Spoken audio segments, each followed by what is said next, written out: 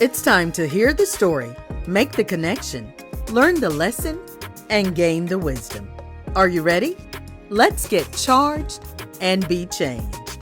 The Sister Speak Brother Break Show. Conversations on grace, healing, and deliverance. This is Marcy Bush. Come on, let's journey together. Let me go back.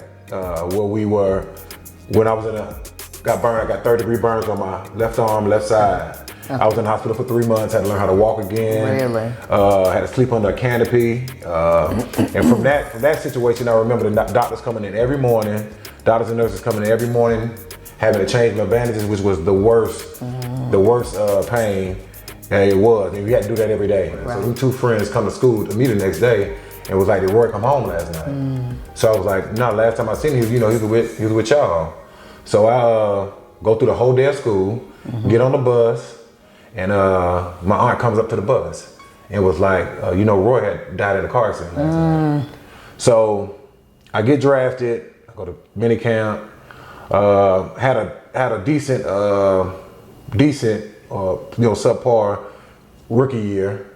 Come back my sophomore year. Now what really got me was in college and high school. Well, in high school I would read the papers, but when I got to the pros, I started reading too much into what people were saying, and that really, really bothered me mentally. Like it really messed up my whole mental game.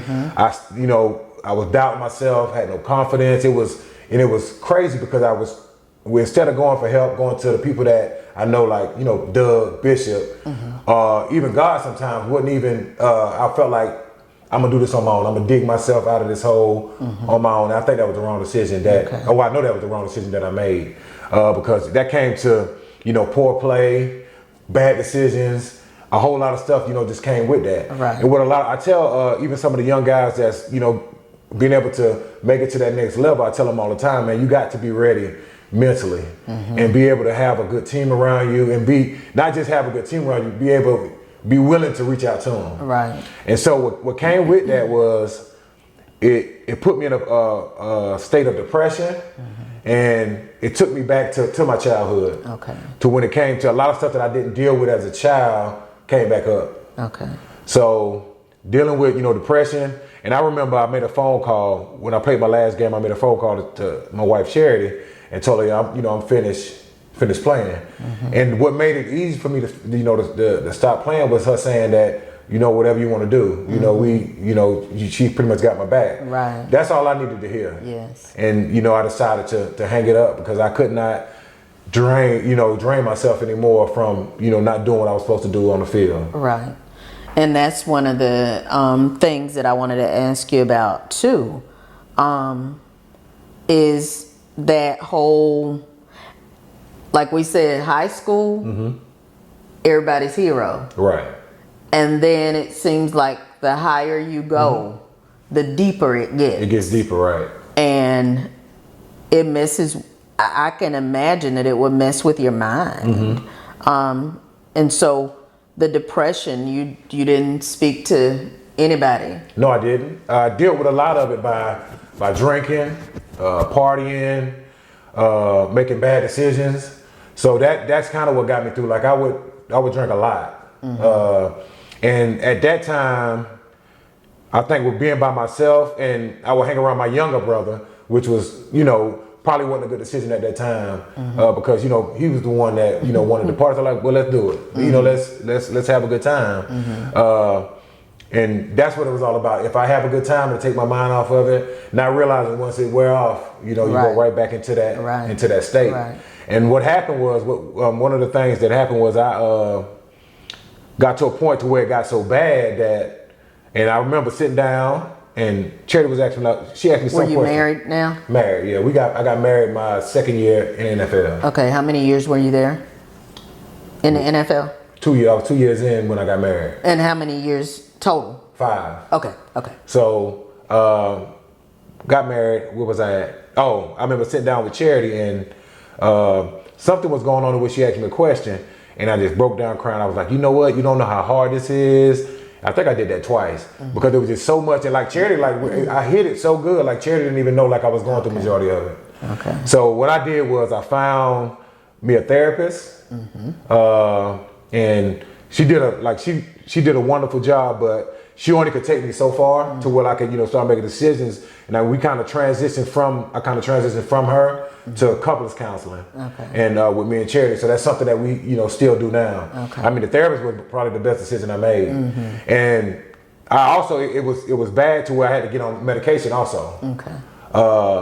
So it was a rough time, because I remember laying in the bed where your mind just started wandering, like it could put you like in a hole, in a bad state. Yes. And it was a time, I want to say about, and this was like recent. This was like 2-3 years ago. Okay.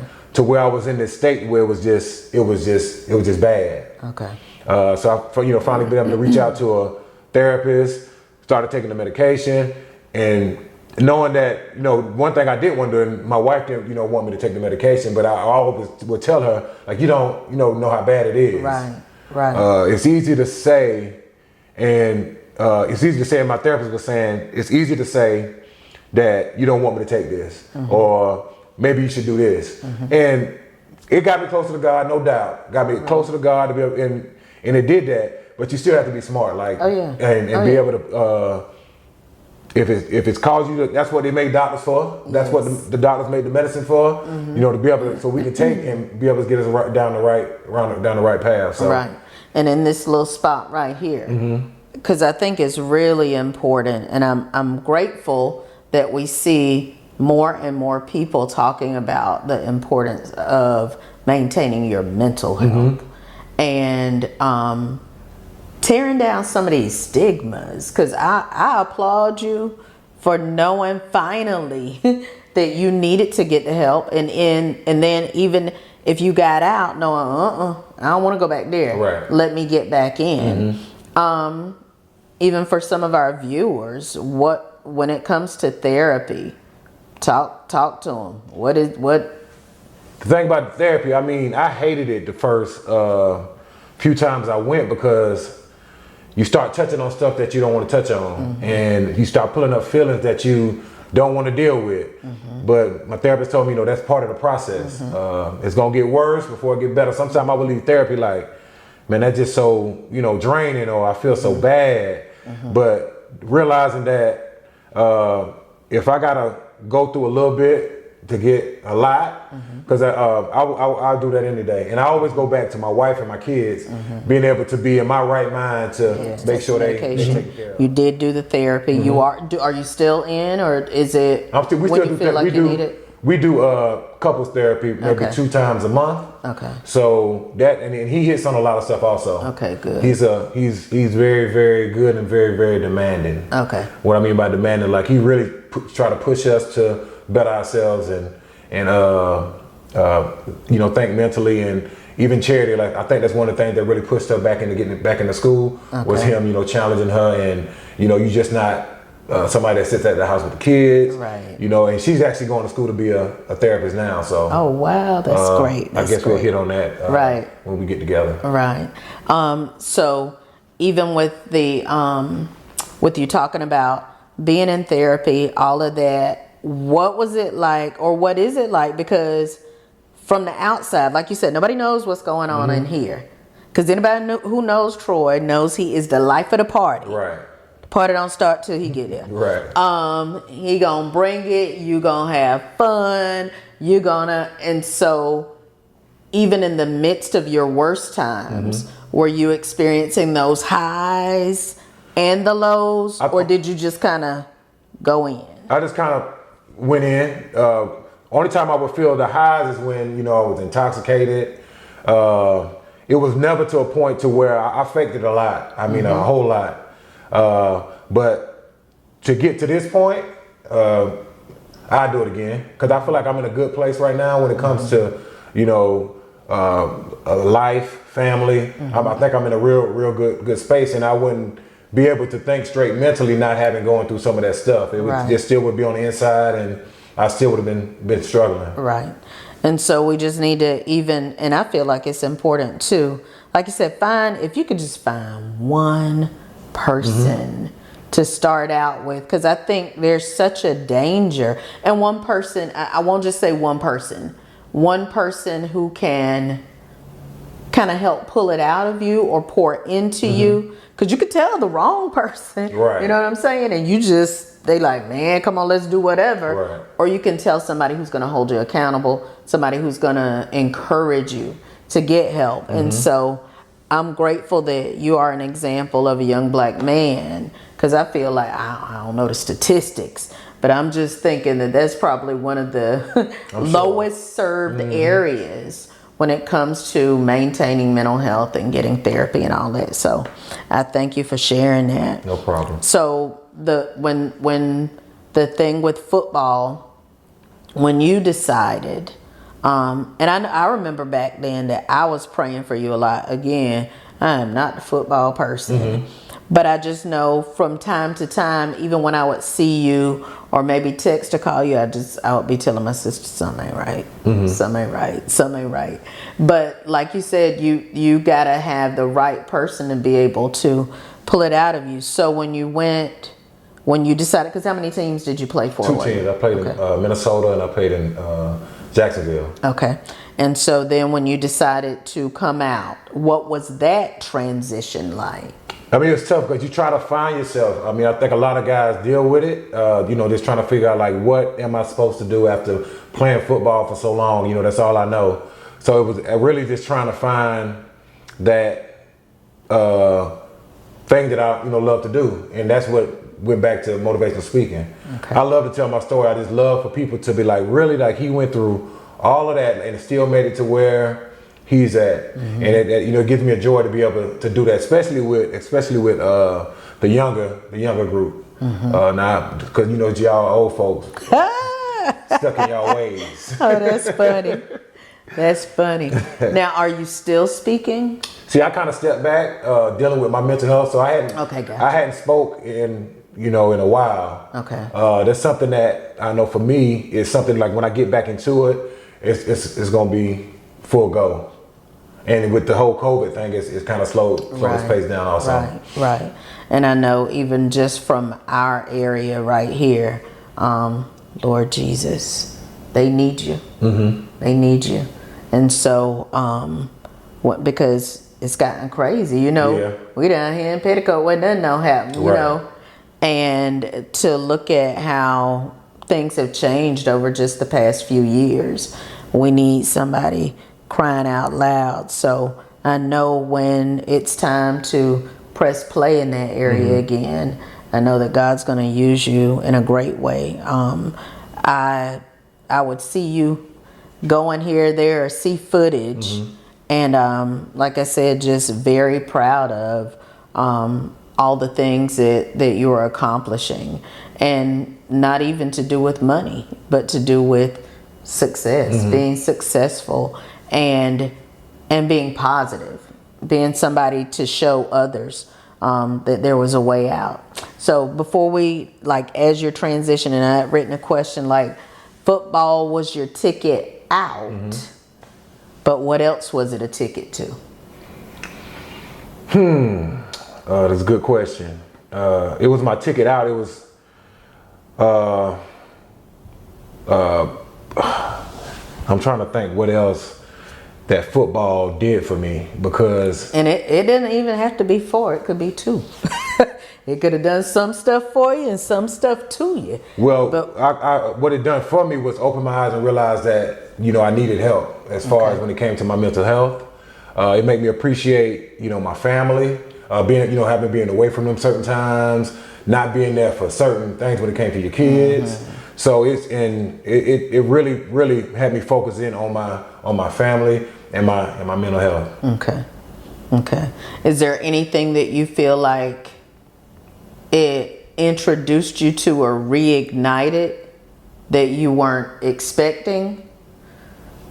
I don't think so. But see, people think just because a lot of people think this, just because I played football, that it did a lot for me. Yeah, money, some success, but I think football was just a path for me to take to be able to open people's eyes, realize who Troy is, and So that'll give me something extra onto my story that, that I'll be able to tell later on.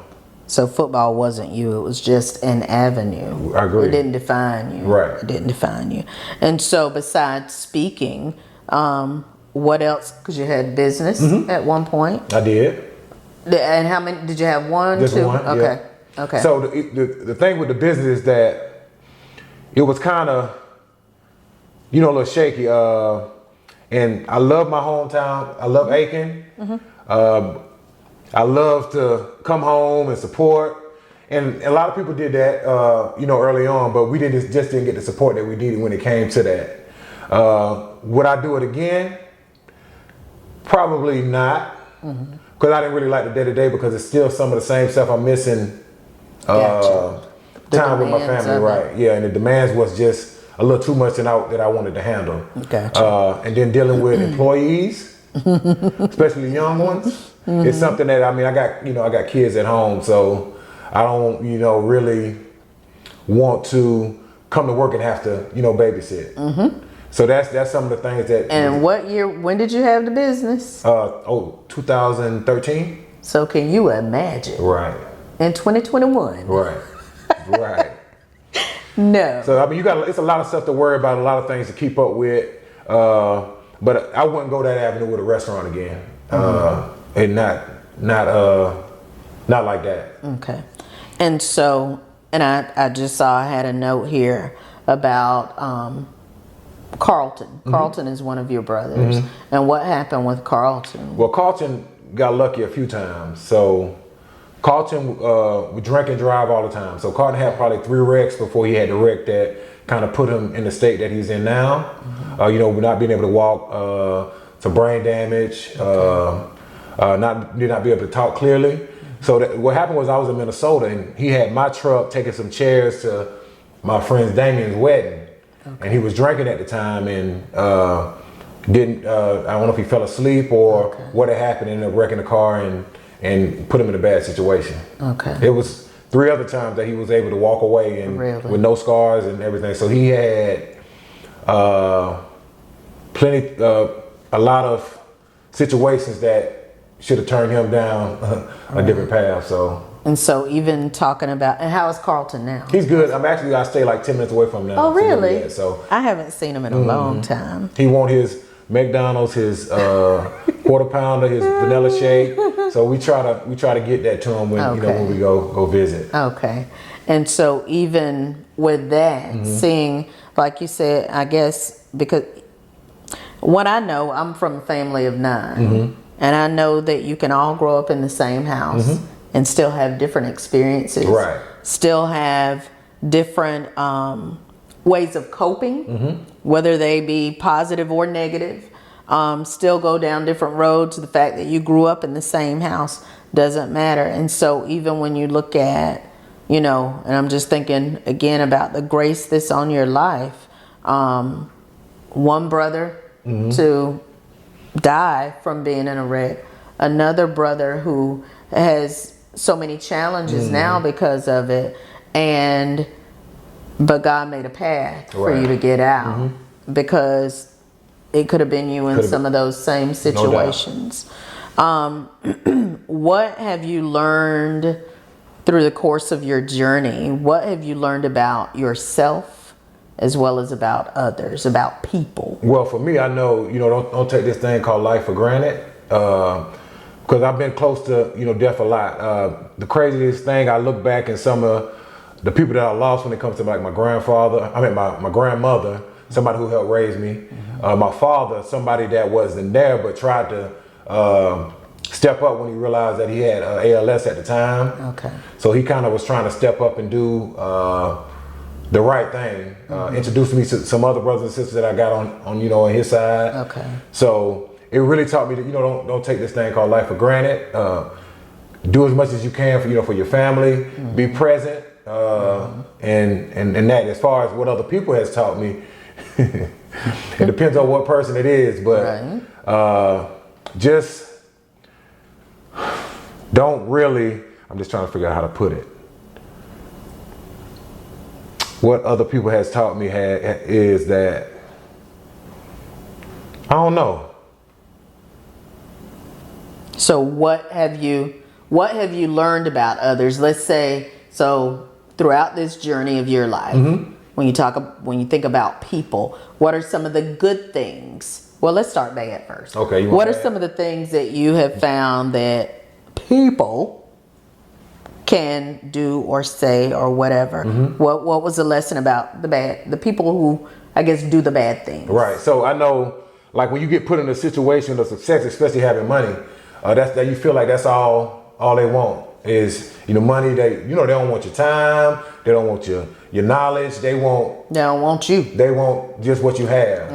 And I know a lot of people, when I felt that when it came to me being in the position I was in, that's exactly what they wanted. Okay. They don't want you. They want what you got. And then what are some of the good things that you have learned from people? That you can put it like this: you never know what people are going through. That everybody has a story. So to be able to treat people that the way that you want to be treated. Yes. So that's why how I feel about that situation. Okay. How have you remained humble throughout all of this? I really don't know. I think it's just me. It's just my personality. I mean, I'm just that type of person. Never was a person that thought I was bigger than anybody, no matter where I was. I don't mind getting my hands dirty. I don't mind doing the grunt work. Whatever, when I was playing, that's the type of person I was, and that's the type of person I am now. You can ask anybody that knew me before the success and after that. Which is funny. You just said success. What is your definition of success? My definition is, I go back to something I didn't have growing up, which was my biological father. So that's why I'm trying to be present when it comes to my kids, being able to teach them things. And I'm glad I got Charity, because she's the type of person that's she talks a whole bunch, and sometimes she think I kind of phase her out. So my definition of success is being able to leave my kids with nuggets of when it comes to challenges and stuff that they're gonna have to go through growing up. Okay. And what accomplishment are you most grateful for? Marrying my wife. I think that's one of the biggest accomplishments that I had. Knowing if I hadn't lost my brother, I wouldn't have been in the situation that I have. I mean, I can talk about football, I could talk about track, I could talk about being in the position that I am, but I wouldn't be here without Charity. So that's good. I ain't trying to get cool points either, but I'm telling you the honest to God truth. That's good. That's good. What do you desire for the future? Just to be the person that I am. Don't change for nobody. Enjoy this thing called life. And I know I keep going back to this, is to make sure that my kids are set up for success to you and everything. And is there anything, thinking about even family that's in the community, are there any things that you think you can do, like even to help? I know you talked about how even God has played, in church and all that, played such an important part in your life. Is there anything, or how do you think you can impart into other people, other young men in the community in those regards? As far as the church or life, period, and coming to know Christ too, though. Right. I know for me, like when I got saved, man, I was 12, and I believe when it comes to some of the guys that's some of the stuff that's going on now in our communities, you have to let them know that you got to give them help them get confidence, to be proud of the person they are, the color of their skin. I mean, a lot of things that goes into that, especially as being a young black man, and some of the stuff that's going on. But I know for me, that's what I could tell them. I was young at the time. I made bad decisions, but what are you going to do to better your situation? You're going to have opportunities to go down the wrong path or go down the right path. What you going to decide to do. Right. And so you put them in a state to where they got to answer those questions, because we had a conversation with our boys earlier this week, and what Charity was saying was that, what we were saying was that, we want to make sure we go through every scenario so that when you come to that point, you'll be able to all right, my mom and dad put this knowledge in me.